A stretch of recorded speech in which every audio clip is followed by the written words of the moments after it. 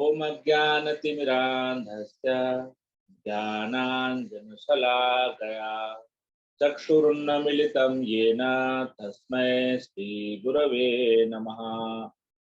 नमः ओम विष्णुपादाय कृष्णप्रेष्ठाय भूतले श्रीमते भक्ति वेदांत स्वामिना इति नामिने। नमस्ते सरस्वती देवे गौरवाणी प्रचारिणे निर्विशेष शून्यवादी पाश्चात्य देश तारिणे।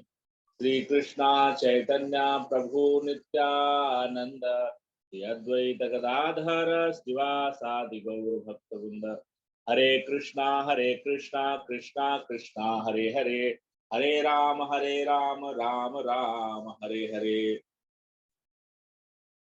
हरे कृष्णा। हम लोग जो 2 वर्षों से फिलोसफी पे ही चर्चा कर रहे हैं।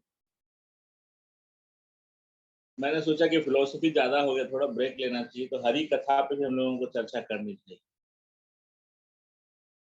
नहीं तो फिर हम लोग भी जो है अद्वैतवादी वेदांती की तरह हो जाए। तो भगवान श्री कृष्ण के बारे में क्या कहा जाता है कि हरि अनंत, हरि कथा अनंता। भगवान की लीलाएं अनंत, जैसे भगवान के नाम भी अनंत हैं। नाम नामकारी बहुधा।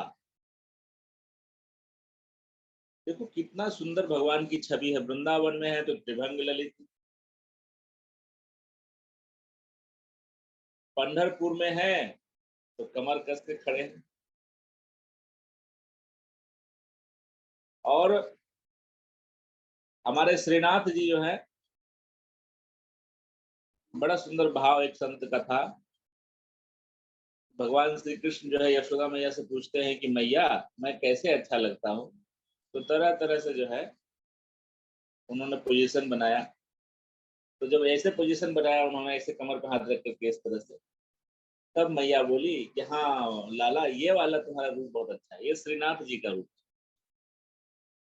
बोली क्योंकि तुम वैसे तो गौचारण के लिए चले जाते हो, अपने सखा के साथ खेलवे चले जाते हो, तो नहीं देख पाती हूँ, लेकिन जब तुमने गिरिराज जी धारण किया था इस प्रकार से, तो मैं एकटक तुम्हें 7 दिन 7 रात देखती रह गई थी।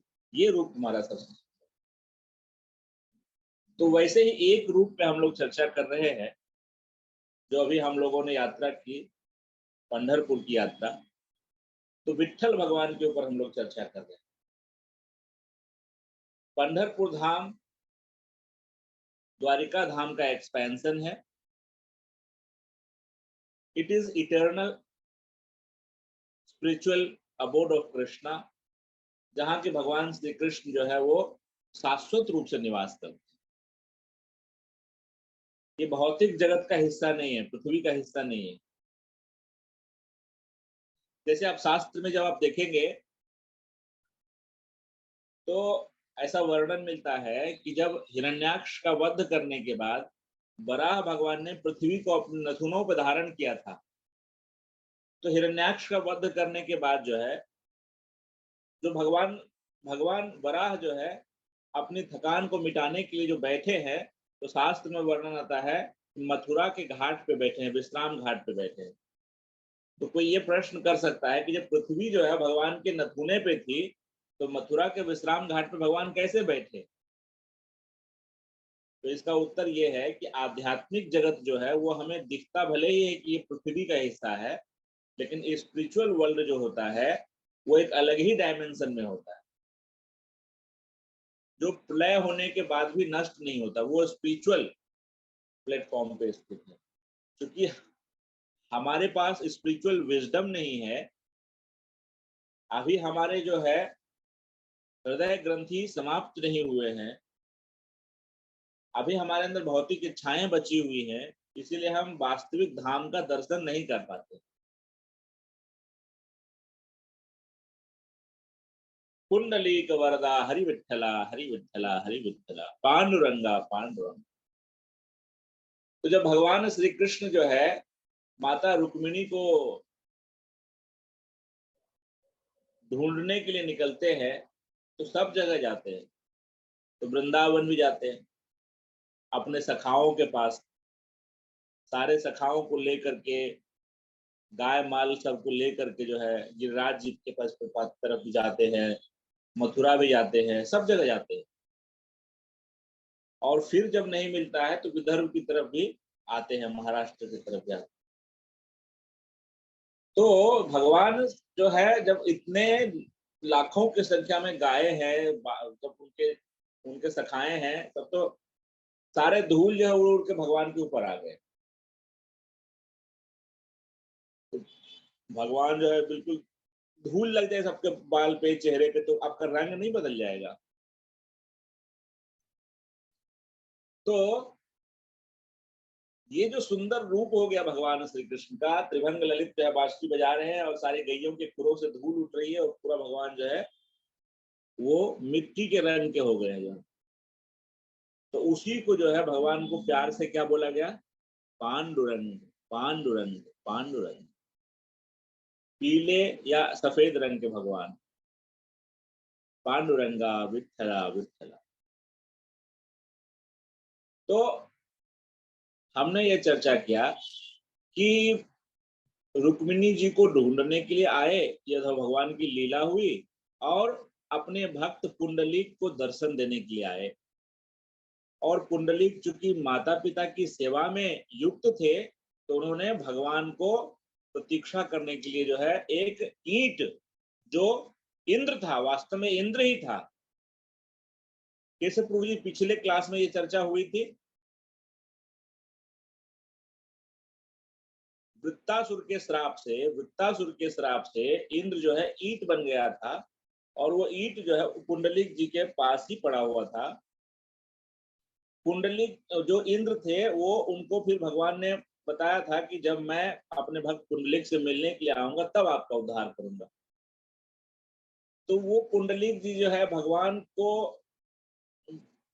से उन्होंने जो है वो ईंट दे करके, क्योंकि वो हट नहीं सकते थे, उनके जो है माता का और उनके पिता का सिर जो है उनके गोद में था, और वो उनको सेवा प्रदान कर रहे थे, तो वो उठ के नहीं जा सकते थे।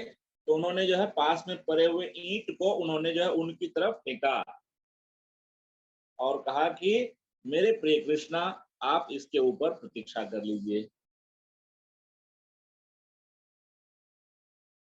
तो भक्त पुंडले के साथी आहे वीठे वरुभावरी। अपने प्रिय भक्त पुंडली के लिए भगवान ईंट के ऊपर खड़े हैं, वीठ के ऊपर खड़े हैं, इसलिए विठला। कैसी हरि की लीला है, और कैसे वो समस्त जीवों को अपनी कृपा प्रदान करने के लिए अलग अलग रूप में अवतरित होते हैं। और भारतवर्ष की क्या महिमा है, भारत का क्या संस्कृति है, क्या इसकी गहराई है, जब तक हम इसको समझेंगे नहीं तो हमारा मनुष्य जन्म इस भारत भूमि में लेने का अर्थहीन है। यदि हम केवल तथाकथित भौतिक शिक्षाओं को ग्रहण करके एक बड़े पैकेज के लिए ही अपना जीवन यापन करें, और हमने इस रस का पान नहीं किया जो भारत की संस्कृति में घुली हुई है, रची हुई है, बसी हुई है, हमने श्री हरि की भक्ति का दर्शन नहीं किया, तो सिंपली वेस्टेज ऑफ लाइफ। तो एक बहुत सुंदर कथा आती है कि ये जो पंढरपुर का क्षेत्र है, इसको अनेक नामों से जाना जाता है। तो उसमें से एक नाम है दिंडीर वन। दिंडीर वन आज भी इस नाम से जाना जाता है, दिंडीर वन।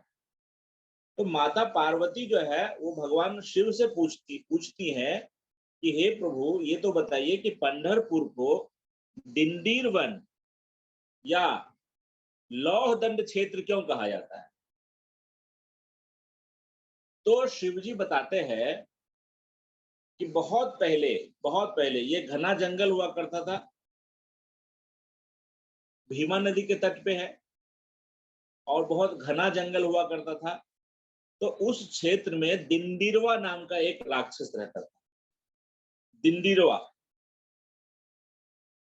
और वो दिंडीर राक्षस था, वो इतना शक्तिशाली था, इतना शक्तिशाली था कि वो संतों ब्राह्मणों को कष्ट पहुंचाता था, निर्दोष व्यक्तियों की हत्या करता था, और यहाँ तक कि देवता इत्यादि भी सब उनसे त्राही त्राही हो गए। तो इंद्र के नेतृत्व में सारे देवी देवता जो है वो भगवान श्री हरि विष्णु के पास गए और उन्होंने उनसे अपनी दुख भरी जो है अनुभव साझा की कि किस प्रकार से दिंडीर नामक असुर जो है उनको कष्ट पहुंचा रहा है। तब भगवान श्री हरि विष्णु ने उनको आश्वासन दिया कि आप लोग सब जाइए और अपने अपने जो है धाम में लोक में जाकर के अपना अपना काम कीजिए, मैं जल्दी ही अवतार लेकर के दिंडीर का वध कर दूंगा। और भगवान ने जो वो अवतार लिया है शक्त्यावेश अवतार, उसका नाम क्या है? मल्लिका अर्जुन। क्या नाम है? मल्लिका अर्जुन। मल्लिका अर्जुन। तो मल्लिका अर्जुन के रूप में भगवान ने अवतार लिया। और ये अवतार किनके यहाँ पे लिया? तो बहुत पहले जो है एक राजा हुए हैं, राजा श्रीचंद्र। राजा श्रीचंद्र जो है बहुत न्यायप्रिय और बहादुर राजा थे और उन्होंने जो है 1000 वर्षों तक हिमालय में तपस्या करी, 1000 वर्षों तक। और उनकी तपस्या से शिवजी प्रसन्न हुए और शिवजी ने उनका दर्शन दिया और वरदान मांगने के लिए कहा। तो राजा श्रीचंद्र ने क्या मांगा कि उनको जो है भगवान के समान शक्तिशाली पुत्र हो जो दिंडीरवा का वध कर सके और पूरी पृथ्वी को जीत सके। तो समय के साथ साथ राजा श्रीचंद्र की पत्नी जो है वो गर्भवती हुई और उन्होंने एक बहुत ही सुंदर दिव्य बालक को जन्म दिया जिनका की नाम रखा गया मल्लिका अर्जुन। तो मल्लिका अर्जुन जब 20 साल के थे उस समय वो उस घने वन में प्रवेश किए और दिंडीरवा से उनका भीषण युद्ध हुआ। और भीषण युद्ध होने के बाद जो है मल्लिका अर्जुन ने, उनके पास एक लौह दंड था, उस लौह दंड को घुमा करके और उससे जोरदार प्रहार किया दिंडीरवा के ऊपर, जिससे कि दिंडीरवा का सिर जो है वो हट गया और वो वहीं पे जो है गिर पड़ा। लेकिन गिरते गिरते जो है उसने हरि हरि ऐसा उच्चारण किया। जब उसके कुछ प्रताप थे, भगवान का उनका दर्शन था, जो गिरते गिरते जो है उसने भगवान श्री हरि को पुकारा और साक्षात हमारे चतुर्भुज भगवान जो है शंख चक्र गदा पद्मधारी श्री हरि विष्णु जो है वहां प्रकट हो गए और दिंडीरवा पे इतने प्रसन्न हो गए। अंत काले च माम एव स्मरण मुक्त्वा कलेवरम यह प्रयाति सो मदभावम याति नास्ते संशय। भगवान प्रसन्न हो गए और दिंडीरवा को उन्होंने गले से लगाया कि आर्त भाव से भगवान का नाम पुकारा। तो दिंडीरवा जो है उनसे भगवान कहते हैं कि मैं आपसे प्रसन्न हूं, आपने जो है इस प्रकार से आर्त भाव से मेरा नाम लिया और अंत समय में मुझको पुकारा है, तो आप मुझसे वरदान ले लीजिए। तो क्या वरदान लिया है दिंडीरवा ने? बोला कि मेरा वध लौह दंड से हुआ है, इसीलिए इस क्षेत्र को लौह दंड तीर्थ के नाम से जाना जाए, ये तीर्थ हो जाए और जो कोई भी इस तीर्थ में प्रवेश करे, इस तीर्थ का स्पर्श करे, इस तीर्थ का सेवन करे, उसको आपका धाम प्राप्त हो जाए। तो इसीलिए जो है पंढरपुर का एक नाम क्या है? लौह दंड तीर्थ। आगे उन्होंने कहा कि आपके शक्त्यावेश अवतार मल्लिका अर्जुन जी यहाँ के अधीक्षक बने रहे। तो ये लौह दंड तीर्थ जो पंढरपुर है, यहाँ के अधीक्षक, यहाँ के सुपरिंटेंडेंट कौन है? मल्लिका अर्जुन। मल्लिका अर्जुन। और यह क्षेत्र सूर्य तीर्थ के नाम से जाना जाएगा और जहां गदागिरी है उसे गदा तीर्थ भी बोलेंगे। तो सूर्य तीर्थ, गदा तीर्थ, लौह दंड क्षेत्र कहा जाएगा। और इस वन को मेरे नाम से लोग याद करें, इसीलिए इस वन का नाम क्या होना चाहिए? दिंडीर वन। दिंडीर वन नाम से जाना जाए और स्वयं आप इसी क्षेत्र में निवास करें। कितना वरदान ले लिया उन्होंने। तो भगवान अनंत शक्तियों के स्वामी हैं। भगवान ने तथास्तु कहा। तो पंढरपुर का नाम हो गया लौहदंड क्षेत्र, गदा तीर्थ, सूर्य तीर्थ और दिंडीर वन। तो ये जो कथा आई है ये नारद जी द्वारा शेष जी को सुनाई गई थी और यही कथा सूत जी द्वारा सौनक आदि ऋषियों को भी बताई गई। तो ये मैंने जो है आपको थोड़ा पंढरपुर का अलग अलग जो नाम है उसके बारे में, उसके इतिहास को बताया और किस प्रकार से जो है मल्लिका अर्जुन जी ने दिंडीरवा का वध किया ये बताया। अब जो पंढरपुर क्षेत्र है, ये जो धाम है, ये इधर महाराष्ट्र, आंध्र प्रदेश के कुछ हिस्सों, कर्नाटक के कुछ हिस्सों, गुजरात, राजस्थान, मध्य प्रदेश इत्यादि के क्षेत्रों के कई सारे भक्तों के लिए भगवत प्राप्ति का मार्ग सुलभ कराता है। तो यहाँ पे जो यात्राएं होती हैं उसको बोलते हैं वारी। क्या बोलते हैं?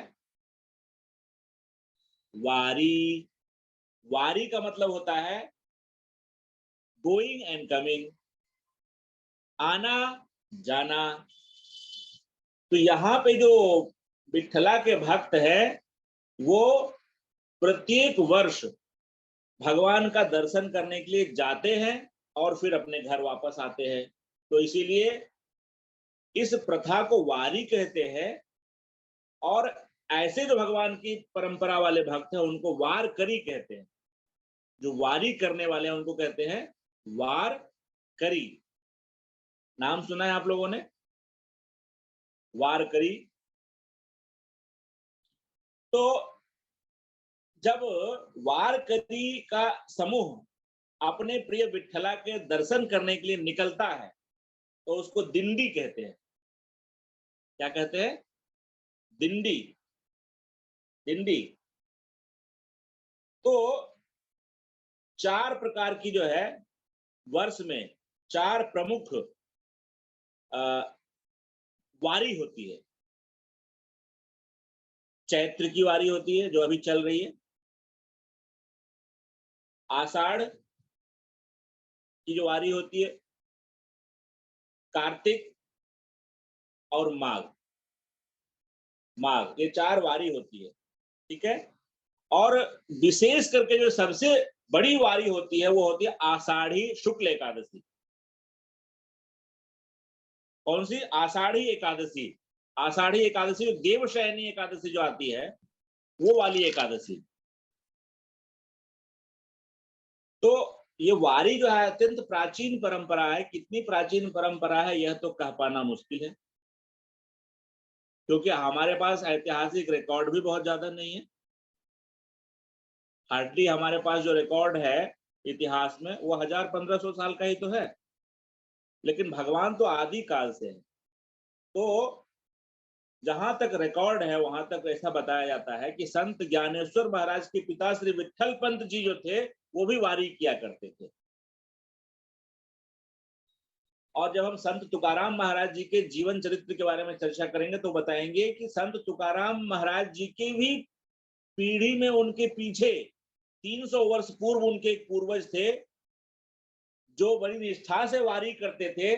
तो उनको भगवान श्री विठलनाथ जी ने स्वप्न में आदेश दिया कि आपके खेत में एक तुलसी का पौधा है, ठीक उस तुलसी के पौधे के नीचे स्वयंभू मेरा और रुक्मिणी जी का विग्रह है, आप उसको प्राप्त करके उसकी सेवा करिए और मैं यहाँ पे इसको श्री क्षेत्र बना करके प्रकट करूंगा।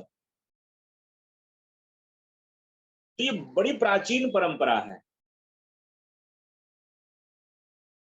लेकिन आधुनिक तथ्यों के आधार पर वारी परंपरा को सुव्यवस्थित करने का श्रेय श्री हैवत राव बाबा अरफलकर को जाता है, जो ग्वालियर के महाराजा के सेना प्रमुख थे।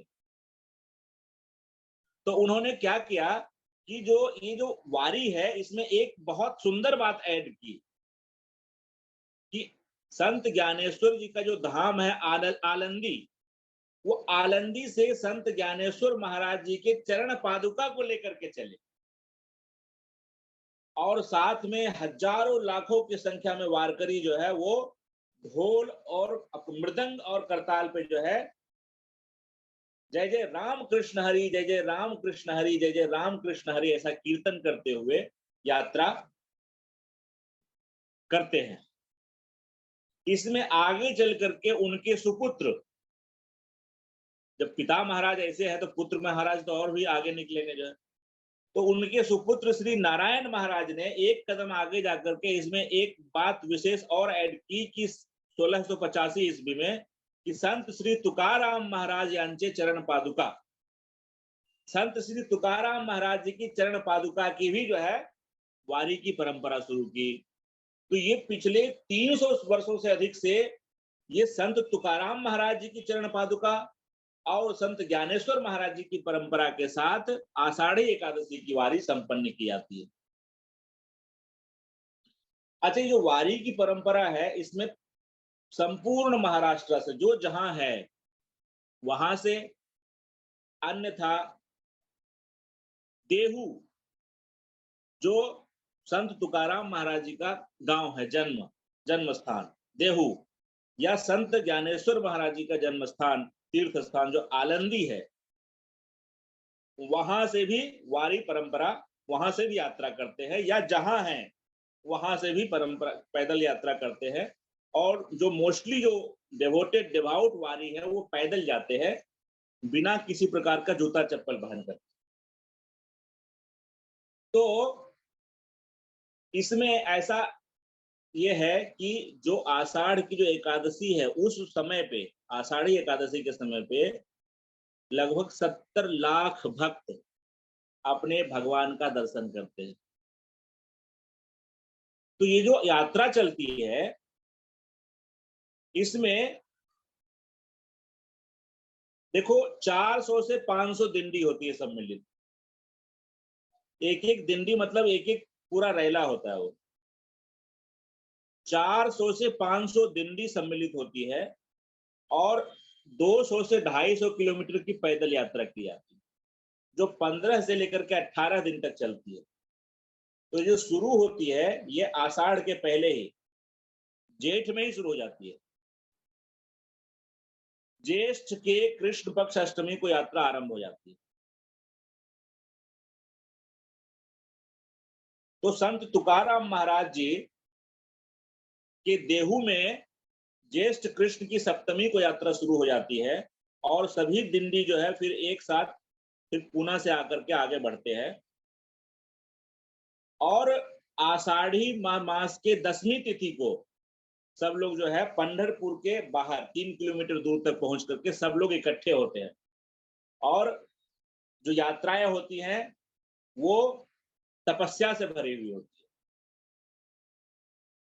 खान पान का घर के जैसी व्यवस्था नहीं होगी, पाँव में जूते चप्पल नहीं होंगे और वैष्णवी ध्वजा होगी। जो पुरुष होंगे वो सफेद धोती कुर्ता और वारकरी की जो उनकी पगड़ी होगी, और जो माताएं होंगी उनकी सुंदर सुंदर साड़ियां होंगी मराठी स्टाइल में पहनी हुई जो है। तो ये जो शुरू होती है दिंडी, ये जैसे देहू से जो शुरू होगी उसमें 27 जो होते हैं वो नेतृत्व करने वाले विशेष दिंडी होते हैं, जो चरण पादुका जो जिस बैलगाड़ी पर लेकर के जाई जाती है उसके आगे आगे चलते हैं और उसके पीछे 103 दिंडी, मतलब बड़े बड़े रैली जिसमें कि जो भी है जैसे नंबरिंग सिस्टम से चलेगा। फिर वो दिंडी जो है उसको 1932 में ही हाई कोर्ट ने सबको उनके उनके नंबर्स दिए हैं, उनके उनके बैचेस दिए हैं, उनके उनके कोड्स ऑफ इंस्ट्रक्शन है, उसके अनुसार ही चलेंगे और सब आपस में जो है पुंडलीक वरदा हरि विठ्ठला जय जय राम कृष्ण हरि, जय जय राम कृष्ण हरि, सुंदर सुंदर मधुर हरिनाम संकीर्तन। उसमें बारिश भी होगी, उसमें धूप भी होगा, उसमें सब लोग आपस में मिलकर के नाचते हैं, गाते हैं, थिरकते हैं, मृदंग बजता है, करताल बजता है और राम कृष्ण हरि के उच्चारण से जो है संपूर्ण आकाश गुंजायमान हो जाता है। तो ऐसे दिंडी के माध्यम से विगत सैकड़ों वर्षों से लाखों लोग भगवान श्री कृष्ण के पवित्र नाम का संकीर्तन करते आ रहे हैं। अब देखिए वैष्णवों की क्या महानता है कोई जाति भेद नहीं, कोई क्षेत्रवाद नहीं, कोई अमीर गरीब ऊंच नीच का भेदभाव नहीं। सब वारकरी एक दूसरे के पैर को छूते हैं। जैसे गौड़ीय वैष्णव परंपरा में भी सब वैष्णव एक दूसरे को जो है पंचांग प्रणाम करते हैं, दंडवत प्रणाम करते हैं। सेम वही वैष्णव सिस्टम जो है वो वारकरी में भी है। सब एक दूसरे का पैर छू करके प्रणाम करते हैं। और नाम संकीर्तन का शास्त्र में कितना महत्व है। नाम श्रीमद् भागवत महापुराण में क्या कहा गया है, नाम संकीर्तनम यस्य सर्व पाप प्रणाशनम प्रणामो दुख समनस्तम नमामि हरिम परम। और आगे क्या कहा गया है, कलो दोष निधे राजन अस्ति ही एको महान गुणः कीर्तनात् एव कृष्णस्य मुक्त संगः परम ब्रजेत। और क्या कहा गया है, कलि संतरणो बृहन्नारदीय पुराण में, हरे नाम एव केवलम कलो नास्तेव नास्तेव नास्तेव गतिरन्यथा। तो अब देखिए कि इतने सीधे सहज भोले भाले हमारे महाराष्ट्र के जो है भक्त किसान, सामान्य परिवार के, धनाढ्य परिवार के, उच्च कुल के, सामान्य कुल के सब लोग एक साथ अभंग गाते हुए, संत तुकाराम जी का, संत ज्ञानेश्वर महाराज जी का अभंग गाते हुए, हरि नाम गाते हुए, नाचते हुए, मृदंग बजाते हुए, करताल बजाते हुए 18 दिन की कठोर तपस्या और पैदल यात्रा करके अपने स्वामी, अपने नाथ, अपने प्राणनाथ भगवान श्री हरि विठल का दर्शन करने के लिए जाते हैं।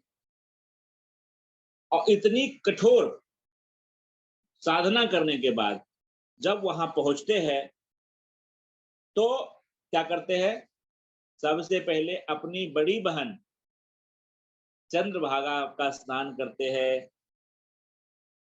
माझी बहिन चंद्रभागा करीत से पाप भंगा। तो पंढरपुर पहुंचकर सभी वैष्णव मां चंद्रभागा में स्नान करते हैं एवं पंढरपुर की परिक्रमा लगाते हैं। वहां भी पंचकोशी परिक्रमा है, ध्यान दीजिए। वृंदावन में भी पंचकोशी परिक्रमा है, अयोध्या जी में भी पंचकोशी परिक्रमा है, और पंढरपुर में भी पंचकोशी परिक्रमा है। और पंचकोशी परिक्रमा लगाते हैं और अपने प्रिय भगवान का दर्शन करने के लिए कतार में खड़े हो जाते हैं। अब देखो 18 दिन की पैदल यात्रा, पांव में चप्पल नहीं है, हरि नाम संकीर्तन करते हुए आए हैं। सोने का, खाने का, किसी चीज का कोई ये नहीं है, लेकिन क्या हृदय में उमंग है, मेरे प्राणनाथ विठला के दर्शन होंगे, मेरे श्री कृष्ण का दर्शन होगा। तो ये भगवान श्री कृष्ण कहते हैं कि वो भक्त मेरा दर्शन करने के लिए उतावला नहीं रहता, मैं उस भक्त का दर्शन करने के लिए उतावला रहता हूँ। मैं इस तरह से उनकी वाट प्रतीक्षा करता हूँ कमर पे हाथ रख करके, अब मेरे भक्त आएंगे और मैं उनका दर्शन करूंगा। और उनको दर्शन कितने समय के लिए मिलता है, इतनी भीड़ होती है, इतनी भीड़ होती है। आपको बताऊं कि आषाढ़ पंचमी तिथि से ही भगवान की सेवा पूजा सब बंद हो जाती है। 24/7 भगवान बिना सोए 24/7 अपने भक्तों को दर्शन देते रहते। कहाँ मिलेगी भाई ऐसी कृपा, ऐसी करुणा। तो ये जो दर्शन होता है ये सेकेंड्स में होता है, सेकेंड्स में। लेकिन ये जो आत्मा का जो अपने भगवान से जो मिलन होता है वो इतना सेटिस्फाइंग होता है। भक्त आनंद सागर में डूब जाते हैं, उनकी आंखों से प्रेमाश्रु बहते हैं, और श्री हरि श्री हरि श्री हरि ऐसा करके जो है वो चंद्रभागा का स्नान और अपने विठला का दर्शन, पंढरपुर की परिक्रमा, और ये मधुर याद को अपने हृदय में संजोए हुए और फिर से आने की भगवान को जो है, फिर से आने की, अगली बारी में फिर से आने की भगवान को संकल्प दे करके, वादा करके जो है वो अपने अपने घर को आते हैं। क्या इस प्रकार का जीवन जिएंगे तो भगवान के धाम जाएंगे नहीं जाएंगे जो। अब देखिए इसमें एक रुक्मिणी जी की और विठल जी की रथ यात्रा भी होती है। और अपने भक्तों को आनंद देने के लिए रुक्मिणी जी, विठल जी स्वयं रथ पर आरूढ़ होकर के पंढरपुर की परिक्रमा करते हैं। सारे चीजों का उद्देश्य एक है, हरिनाम संकीर्तन। संध्या काल में सब चंद्रभागा जी की तट पे उपस्थित होकर के लाखों की संख्या में जो है सब वैष्णव एक दूसरे से मिलते हैं और केवल वहां पे जय घोष होता है, भगवान श्री हरि के पवित्र नाम का कीर्तन। तो सुबह 10 बजे से सभी लोग जो है जब वहां पहुंचते हैं तो एक गांव में रुकते हैं 10वीं तिथि से ही। उस गांव का नाम है बखारी। बखारी में सब इकट्ठे हो जाते हैं और सब एक दूसरे से, सारे जो है अलग अलग दिंडी के जो है भक्त जो है वैष्णव है, सब एक दूसरे से मिलते हैं। किसी को किसी के प्रति कोई अहंकार नहीं, किसी भी प्रकार का जो है द्वेष नहीं। पंडरिच्या लोका नाही अभिमान, पाया पड़ती जाना एक में का। पंढरपुर के वैष्णवों के अंदर, भक्तों के अंदर किसी भी प्रकार का अभिमान नहीं है। वो सब एक दूसरे के चरण को पकड़ते हैं, प्रणाम करते हैं। तो माता चंद्रभागा में स्नान किया और अपने शरीर को सब गोपी चंदन से सजाया। बड़ा सुंदर तिलक है। इस प्रकार से तिलक लगाते हैं, फिर उसके बीच में भी गोल गोल लगाते हैं, इस साइड से भी लगाते हैं, फिर उसमें भी बिंदी बिंदी लगाते हैं। बड़ा सुंदर तिलक रहता है गोपी चंदन का। और उसको लगा करके और तुलसी की कंठी माला अपने स्वामी को प्रसन्न करने के लिए धारण करते हैं। सफेद सफेद धोती कुर्ता और पगड़ी पहन करके जो है और वैष्णव ध्वजा धारण कर लेते हैं। बहुत सुंदर रूप होता है और इस रूप को धारण करके जो है पंढरपुर की परिक्रमा करते हैं। भगवान श्री विठल एवं माता रुक्मिणी रथ पर आरूढ़ होकर स्वयं पंढरपुर की परिक्रमा करते हैं। तो ये जो विग्रह है, ये विग्रह श्री सरदार खासगी वाले के राज परिवार का है। मूल विग्रह से यात्रा नहीं होती है। तो शास्त्रों में ऐसा आया है, रथस्थम विठलम दृष्ट्वा पुनर्जन्म न विद्यते। जैसे हमारे जगन्नाथ जी रथ पर आरूढ़ हो जाए तो वही जगन्नाथ जी तो है विठल, भेद थोड़ी ना है। वहां पे महोदधि के तट पर है, यहाँ पे बहिन चंद्रभागा के तट पे है, वृंदावन में यमुना जी के तट पे है, अयोध्या में सरयू जी के तट पे है। सब जगह तो हमारे हरि अलग अलग रूप में विद्यमान है। तो जो कोई भी रथ पर आरूढ़ हमारे विठल रुक्माई को दर्शन कर लेता है, उसकी पुनर्जन्म नहीं होती है। और इस प्रकार से जो है एकादशी के दिन दर्शन करके, परिक्रमा करके वारकरी जो है अपने यात्रा को पूर्ण करते हैं। तो इसमें एक और बड़ी सुंदर यहाँ पे आयोजन महाउत्सव होता है। आषाढ़ी पूर्णिमा के दिन गोपाल कला उत्सव मनाया जाता है। तो सारे दल जो है, सारे दिंडी जो है इकट्ठे होते हैं और मक्खन से भरी हुई दही की हांडी जो है उसको फोड़ी जाती है।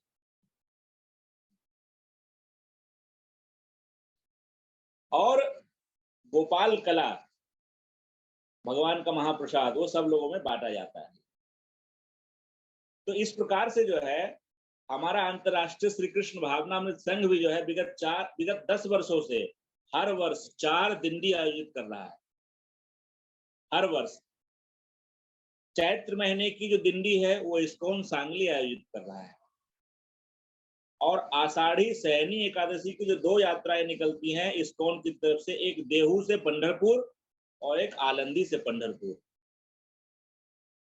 तीसरी यात्रा जो है वो माघ महीने की जो होती है, इस जनवरी फरवरी वाली, वो इस्कॉन सोलापुर निकालता है, सोलापुर। और कार्तिक माह की जो दिंडी यात्रा है वो इस्कॉन बीड निकालता है, इस्कॉन बीड। तो हमारे जो गौर निताई भगवान है वो बैलगाड़ी पर, उनकी सुंदर मंदिर बनाई जाती है और गौर निताई जी हमारे जो है उस पर आरूढ़ हो जाते हैं।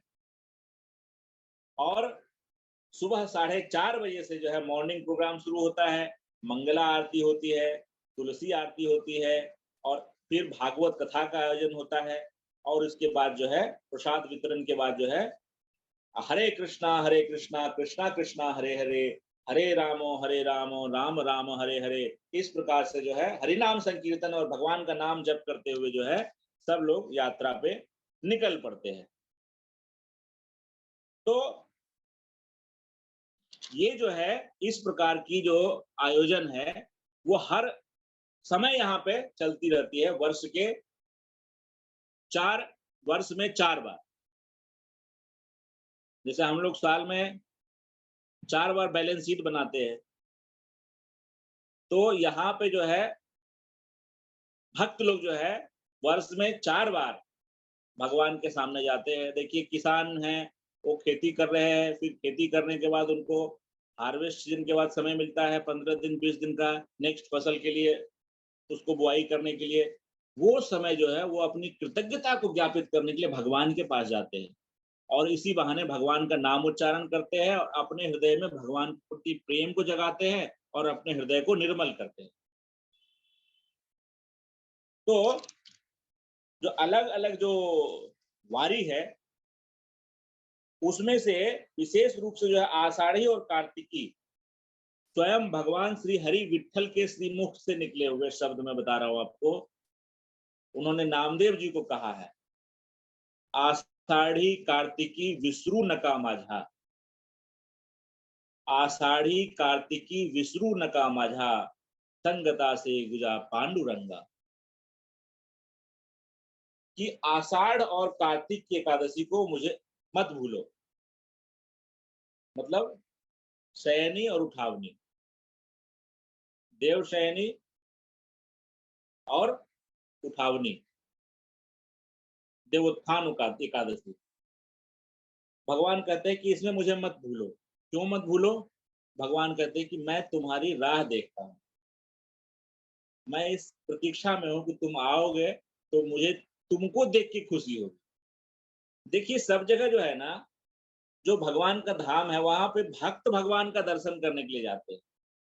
ये जो धाम है यहाँ पे भगवान भक्त का दर्शन करने के लिए खड़े हैं। और ये एक ऐसा धाम है कि भक्त के नाम पे है, पुंडरीक वरदा हरि विठ्ठला। बाकी सब जगह तो भगवान का धाम है वो, ये भक्त का धाम है। और पुंडलीक जी ने भगवान से वरदान मांगा है, स्कंद पुराण में मेंशन है कि आप यदि मुझे वरदान देना चाहते हैं तो आपकी कृपा से जो है सबसे धामों में सबसे प्रमुख जो है ये पंढरपुर धाम। तो ये इसकी महिमा है। अब वो देखो कि कार्तिक की वारी जो होती है, कार्तिक की वारी, उसमें मुख्य रूप से बीजापुर, हुबली, धारवाड़, बेलगांव आदि के भक्त जो है उसमें प्रमुख रूप से आते हैं। माघ की जो वारी होती है उसमें ज्यादातर मध्य प्रदेश, गुजरात, राजस्थान आदि से भक्त आते हैं।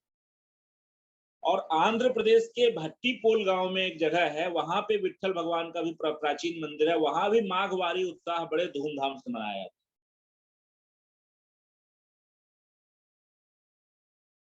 तो ये जो माता चंद्रभागा है, इसका भी शास्त्रों में बड़ा महत्व बताया जाता है। तो ये चंद्रभागा जी जो है, ये ऐसा शास्त्रों में वर्णन आता है कि एक बार एक बड़ा भारी असुर था, उसका नाम था त्रिपुर, त्रिपुरासुर, त्रिपुरासुर। तो उसके अत्याचार से आकुल व्याकुल होकर के सारे देवी देवता शिव जी के पास गए और शिव जी से उन्होंने स्तुति की कि त्रिपुरासुर का जो है अंत किया जाए। तो शिव जी जो है अपना एक पैर पृथ्वी पर रखे हैं और एक पैर जो है अपने नित्य कैलाश में नंदी के पीठ पर रखे हैं और घनघोर युद्ध हुआ है त्रिपुरासुर से। इतना घनघोर कि भगवान शिव जो है वो स्वेट कर रहे हैं और उनका पसीना जो है वो धराधर धराधर धराधर जो पृथ्वी पे आ रहा है और पंढरपुर की तरफ जा रहा है।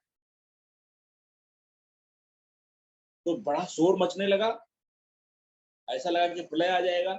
तो सारे पंढरपुर के जो निवासी थे वो अपने कुल देवता भैरव देव के पास गए, बोले कि त्राहि माम प्रभु, हम लोग लगता है प्रलय आ जाएगा, ये पता नहीं कहाँ से ये ध्वनि आ रही है जो है। तो भैरवनाथ जो है वो अपने अस्त्र शस्त्र को लेकर के जो है वो भीमा की तरफ आक्रमण करने के लिए दौड़े। तो वो जो है पंढरीनाथ से स्तुति करती हैं, तो पंढरीनाथ जी उनको आदेश देते हैं कि आप अपनी ध्वनि को समाप्त कर। तो आप देखेंगे कि चंद्रभागा जी जो है उनके अंदर कोई भी प्रकार का ध्वनि नहीं है, शांत एकदम।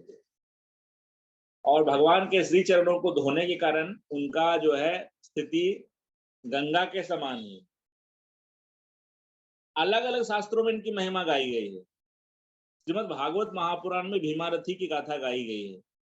महाभारत के भीष्म पर्व में चंद्रभागा च कह करके जो है इसकी महिमा का गान किया गया है। पद्म पुराण में भीमारथी कह करके कहा गया है कि ततो निवृत्तः अयातः पश्चान् भीमारथी तटे द्विभुजं विठ्ठलं विष्णुं भुक्तिः मुक्तिः प्रदायकम्। कि चंद्रभागा भीमारथी के तट पर दो भुजा वाले हमारे भगवान श्री कृष्ण जो है वो खड़े हैं, और जो कोई भी भीमारथी में स्नान करके विठ्ठला का दर्शन करता है उसे भुक्ति मुक्ति जो चाहिए, भुक्ति मुक्ति अकाम सर्व काम मोक्ष काम उदारधि तीव्रेन भक्ति योगे निजित पुरुषः परः। तो इस प्रकार से भगवान श्री चैतन्य महाप्रभु जी हमारे यहाँ पंढरपुर में काफी समय रहे हैं और उन्होंने चंद्रभागा जी का स्नान किया है और विठ्ठला के दर्शन किए हैं। चैतन्य चरितामृत में जो है मध्य लीला में ये रेफरेंस आता है, दिन करी तथा प्रभु के रखेल ब्रह्मन भीमा नदी स्नान करी करे न विठ्ठल दर्शन। भगवान श्री चैतन्य महाप्रभु जी जो है वहां पे रुके हैं ब्राह्मण के घर में और क्या कर रहे हैं, चंद्रभागा जी का स्नान कर रहे हैं और अपनी विठ्ठला का दर्शन कर रहे हैं। और अनेक महात्म्य गाए गए हैं शास्त्रों के अंदर। मांडव्य ऋषि जो है, जब आपने नाम सुना होगा मांडव्य ऋषि, जिन्होंने यमराज जी को भी श्राप दिया तो यमराज जी विदुर बन करके अवतार लिए, जन्म लिए। तो मांडव्य ऋषि जो है उनका आश्रम भी चंद्रभागा के तट पे ही था। और संत तुकाराम कहते हैं भगवान से, विठ्ठला से, उनको एक ही वरदान चाहिए, चंद्रभागा स्नान तुका मांगे हे चिदान। तुकाराम जी कहते हैं कि मेरे विठ्ठला मुझे एक ही वरदान चाहिए आपसे कि मैं नित्य चंद्रभागा का स्नान कर सकूं।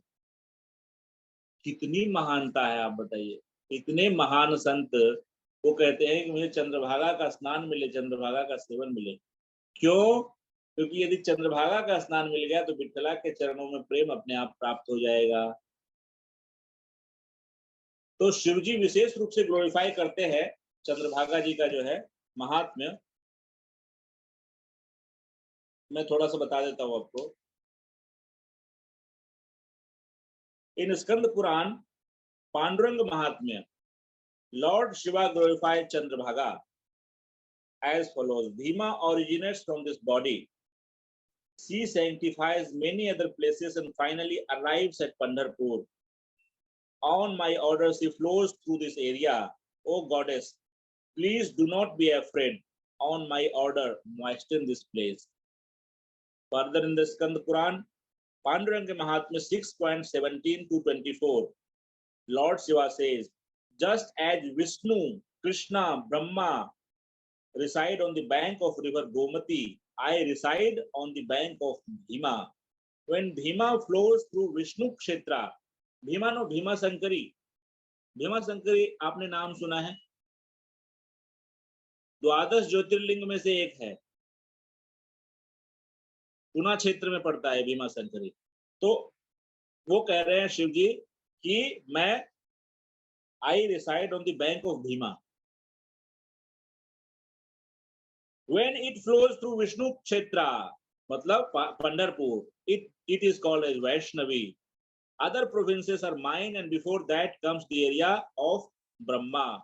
The holy water of this river destroys all the sins. On the bank of this river reside pious Brahmanas. Lord Nrsimha reside where another river named Neera meets her. नीर नदी भी मिलती है इसमें और वो नरसिंह भगवान का क्षेत्र है।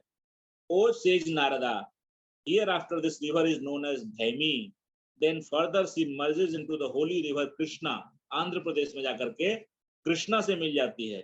O sage, this place is very sacred and dear to Lord Vishnu. One must take bath in the confluence and take darsana of Lord Nrsimha. The literature says that Vishwakarma has created this river Chandrabhaga just by taking her darsana. स्नान भी नहीं, just by taking her darsana one gets freed from all the sins. This river is 3 times as superior to Pushkar and 4 times superior to Pampa. pious brahmanas take shelter on her banks. Skanda Purana Pandurang महात्म्य। तो ये है बहिन चंद्रभागा का महात्म्य। इसीलिए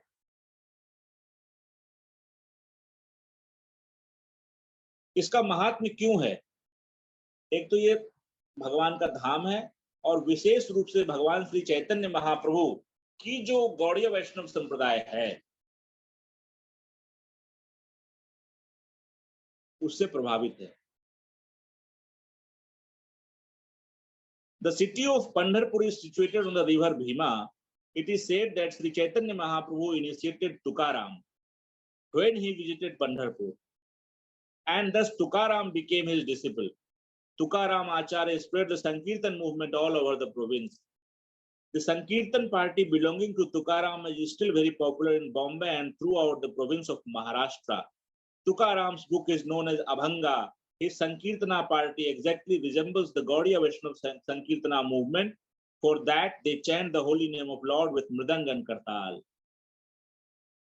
Chaitanya Charitamrita Madhya Leela 9.282. So, it is nothing but the branch of Gaudiya Vaishnava Sampradaya. Only difference we are right now we are finding is that they are not proactive in following the 4 basic regulative principles. तो इसमें परम पूज्य लोकनाथ गोस्वामी महाराज जी लिखते हैं कि जब ISKCON की जो वारी निकलती है और उसमें विदेशी भी आते हैं, इतना सम्मान देते हैं, इतना प्रेम देते हैं, हरे कृष्णा कह करके जो है सारे जो वारकरी हैं वो लोग गले मिलते हैं और उनको प्रसाद भी डिस्ट्रीब्यूट किया जाता है, उनको प्रभुपाद जी की बुक्स भी दी जाती हैं और फिर जो है वो इस बात को बहुत प्रेम पूर्वक स्वीकारते हैं कि yes they are the real followers of Sant Tukaram और उनकी जो परंपरा है, उनकी जो प्यूरिटी है, उनकी जो शुद्धता है, उसको ये इस्कॉन वाले सही तरीके से निर्वहन कर रहे हैं। तो एनीवे मेरा तो एक कहना यह है कि जो भगवान का नाम ले रहा है और इतनी तपस्या कर रहा है, they are not ordinary. They all must go to Vaikuntha. No, there is no doubt about it, है ना? तो विद दिस आज का क्लास जो है हम लोग यहीं पे विराम देंगे। हरे कृष्णा। ओम वांछा कल्पतरुभ्यश्च कृपा सिन्धुभ्येव च पतितानां पावनेभ्यो वैष्णवेभ्यो नमो नमः। हरे कृष्णा।